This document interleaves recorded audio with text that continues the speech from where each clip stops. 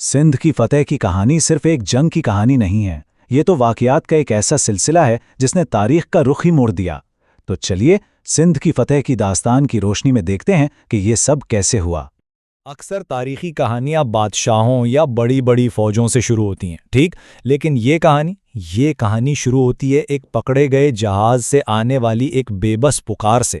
تو سوال یہ اٹھتا ہے کہ آخر بحری قزاقوں کا ایک حملہ ایک پوری جنگ میں کیسے بدل گیا؟ آئیے اس کی تفصیل میں چلتے ہیں۔ اچھا، تو ہوا کچھ یوں کہ کچھ تجارتی جہاز تھے جو خلیفہ کے لیے تحائف لے کر جا رہے تھے، اور انہیں سندھ کے ساحل پر دیبل کے پاس بحری قزاقوں نے پکڑ لیا۔ بس یہیں سے سارا معاملہ شروع ہوا۔ اب عراق کے گورنر حجاج بن یوسف نے جب یہ سنا تو انہوں نے فوری کارروائی کا مطالبہ کیا، لیکن راجہ داہر کا جواب کیا تھا؟ صاف انکار، اور اسی انکار نے آپ سمجھیں جلتی پر تیل کا کام کیا۔ حجاج بن یوسف اس انکار پر ظاہر ہے آگ بگولا ہو گیا۔ اس نے فوراً 2 فوجی مہمات بھیجیں، لیکن نتیجہ کیا نکلا؟ دونوں بری طرح ناکام ہوئیں اور ان کے کمانڈر بھی مارے گئے۔ اب 2 شکستوں کے بعد حجاج نے ایک بڑا، آپ کہہ سکتے ہیں ایک رسکی فیصلہ کیا۔ اس نے یہ مشن ایک ایسے کمانڈر کے حوالے کیا جس کا نام سن کر شاید سب حیران رہ گئے تھے۔ اور یہ نیا کمانڈر کون تھا؟ محمد بن قاسم۔ اور ان کی عمر کیا تھی؟ یقین کرنا مشکل ہے، صرف 17 سال۔ لیکن دیکھیے، عمر سے دھوکہ نہیں کھانا چاہیے۔ محمد بن قاسم اس چھوٹی سی عمر میں ہی اپنی قیادت اور کمال کی جنگی حکمت عملی کی وجہ سے مشہور ہو چکے تھے۔ لوگ انہیں ایک تجربہ کار کمانڈر مانتے تھے۔ اس بار حجاج نے واقعی کوئی کسر نہیں چھوڑی۔ فوج کو بہترین جدید ترین ہتھیار دیے گئے، اور ان میں ایک چیز تھی، ایک بہت بڑی منجنیق۔ اس کا نام تھا عروس، یعنی دلہن۔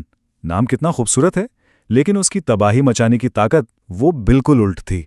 تو اب یہ لشکر پہنچا دیبل، یاد ہے نا، وہی بندرگاہی شہر جہاں سے یہ سارا قصہ شروع ہوا تھا۔ یہی ان کا پہلا ہدف تھا۔ اب دیبل کا دفاع بہت مضبوط تھا، ناقابل تسخیر لگتا تھا، لیکن اس کی ایک کمزوری تھی، اور وہ کمزوری کوئی فوجی نہیں بلکہ ایک عقیدہ تھا۔ شہر کے بیچ میں ایک مندر تھا، اور اس پر ایک بہت بڑا جھنڈا لہرا رہا تھا۔ وہاں کے لوگوں کا ماننا تھا کہ بھائی جب تک یہ جھنڈا اپنی جگہ پر ہے، شہر کو کوئی فتح نہیں کر سکتا۔ محمد بن قاسم نے اسی نفسیاتی کمزوری کو ٹارگٹ کیا۔ عروس منجنیق کو حکم دیا گیا کہ بس ایک ہی چیز کو نشانہ بنانا ہے، وہ جھنڈا۔ اور جیسے ہی منجنیق کا پتھر لگا اور جھنڈا گرا، شہر کے محافظوں کے حوصلے بھی زمین پر آ گئے۔ بس پھر کیا تھا؟ شہر فتح ہو گیا۔ لیکن کہانی یہاں ختم نہیں ہوئی۔ شہر کی جیل کے اندر ایک حیران کن چیز ملی۔ وہاں وہی مسلمان قیدی موجود تھے جن کے بارے میں راجہ داہر نے کہا تھا کہ مجھے نہیں معلوم وہ کہاں ہیں۔ یہ تو سیدھا ثبوت تھا کہ راجہ نے سچ نہیں بولا تھا۔ تو دیبل کی فتح کے بعد اب سٹیج سیٹ ہو چکا تھا آخری اور فیصلہ کن ٹکراؤ کے لیے۔ میدان جنگ کا منظر بھی عجیب تھا۔ 2 بالکل مختلف فوجیں آمنے سامنے کھڑی تھیں۔ ایک طرف تھی راجہ داہر کی بہت بڑی فوج، جس میں جنگی ہاتھی بھی تھے، اور دوسری طرف محمد بن قاسم کی چھوٹی سی لیکن انتہائی منظم اور ماہر فوج۔ اور پھر آخری جنگ شروع ہوئی۔ کیا ڈرامائی لمحات تھے! راجہ داہر اپنے سفید ہاتھی پر سوار ہو کر خود حملے کی قیادت کر رہا تھا، لیکن پھر ایک جلتا ہوا تیر آیا، اور اسی ایک تیر نے سب کچھ بدل دیا۔ پورے میدان جنگ میں افراتفری پھیل گئی، اور جنگ کا پانسا ہی پلٹ گیا۔ یہاں دلچسپ بات یہ ہے کہ فیصلہ کن لمحہ تلواروں کی جھنکار نہیں تھی، بلکہ ایک ٹھیک نشانے پر لگا ہوا جلتا تیر تھا جس نے بادشاہ کی پوری فوج میں بھگدڑ مچا دی۔ اپنے ہاتھی سے گرنے کے بعد بھی راجہ داہر نے ہمت نہیں ہاری۔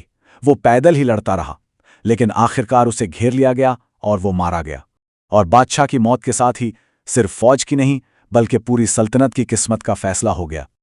تو جنگ تو جیت لی گئی، لیکن اصل امتحان تو اب شروع ہونا تھا۔ ایک نیا چیلنج سامنے تھا۔ اتنے بڑے علاقے پر حکومت کیسے کی جائے؟ محمد بن قاسم نے اب ایک نئے نظام کی بنیاد رکھنا شروع کی۔ اور یہاں ایک حیرت کی بات ہے، نیا نظام صرف طاقت کے زور پر نہیں بنایا گیا، بلکہ اس میں حکمت عملی بھی شامل تھی۔ لوگوں کو مذہبی آزادی دی گئی، اور پرانے مقامی نظام کو بھی کافی حد تک ویسے ہی رہنے دیا گیا۔ اسی وجہ سے وہاں ایک مستحکم حکومت قائم ہو سکی۔ لیکن اس عظیم فاتح کی اپنی کہانی کا انجام بہت المناک ہوا۔ سندھ کو فتح کرنے کے صرف چند سال بعد ہی، صرف 22 سال کی عمر میں، محمد بن قاسم کی زندگی کا سفر تمام ہو گیا۔ یہ تاریخ کا ایک واقعی اداس باب ہے۔